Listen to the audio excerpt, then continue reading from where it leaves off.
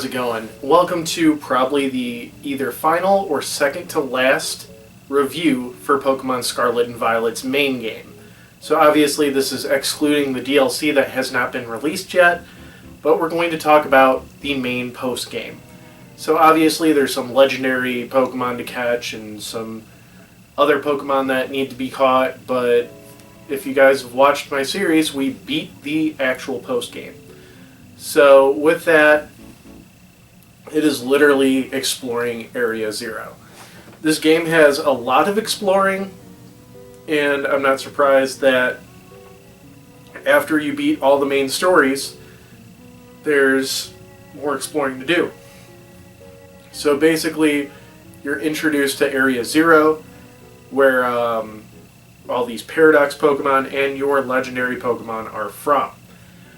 So obviously if you're playing Violet, it's going to be futuristic Pokemon. If you're playing Scarlet like I did, it's going to be prehistoric Pokemon. So as you're going through, you'll run into your friends through the group, and they decide to go with you. So for the story, there's not really a lot. It's just turning on generators and fighting Paradox Pokemon until you get to the final area where you run into your respective professor of Area Zero. And it turns out that this professor is not alive. They're actually an AI that became corrupted. Basically, they were following their orders of making sure that Pokemon don't breach Area Zero.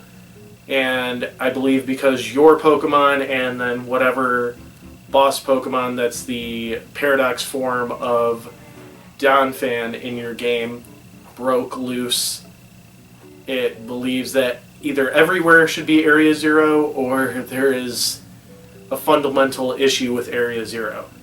So you have to fight the AI. This is kind of the final boss fight. They have 7 Pokemon against your 6. And the way that the game gets around that is you fight the 6 and then immediately go into the battle with the 7th. And the 7th Pokemon is another version of your riding Pokemon. So if it's Scarlet, it's Koraidon.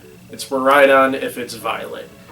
And it's stronger than yours. And you get to use your riding Pokemon as your 7th Pokemon as well in this fight, which is pretty cool because it ends up being like pretty hard of a battle because this is your first time using that rider Pokemon, so you don't really get to mess with its moveset, you don't get to mess with its level and stuff like that, but it does like do some sort of BS to give you like a power boost halfway through the fight. They also explain a way of you not being able to switch out Pokemon because the AI locked all your Pokeballs, which I thought was very interesting too. But also the AI has a team full of the Paradox Pokemon. Basically the ones that you already fought and some that you might not have run into yet. So I know for me, Salamance's Paradox was not in the initial game yet. I didn't run into it, but everything else you do have to fight, and it is tricky with Paradox Pokemon because you look at what they are based off of and you think you know the typing, but you don't. So it does really throw you off. So anyways, you finish the fight, both fights. The AI uncorrupts itself and then shuts itself down. And basically, the AI is a relative of Arven, who is the one that helps you with the Titan Pokemon. And it's actually kind of an emotional scene. I think Arven is honestly the best character in this just for how much he goes through.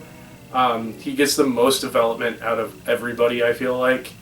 And I just felt like that was very cool that that happened with a side character. I mean, he's obviously a main character, but he's not the main character. But yeah, so I know this video is kind of short, but so is the post-game. you do get to catch Koraidon and then some legendary Pokemon as well later on. We haven't done that yet. But yeah, so I hope you guys enjoyed the video. I'm going to give the post-game probably, honestly, a 6 out of 10. It could have been a little bit more than just running down a hill for an hour. But yeah, so I hope you guys enjoyed the video. Be sure to leave a like, comment, subscribe, ring that bell, and follow me on all my social media down below. It's that nerd Ryan, signing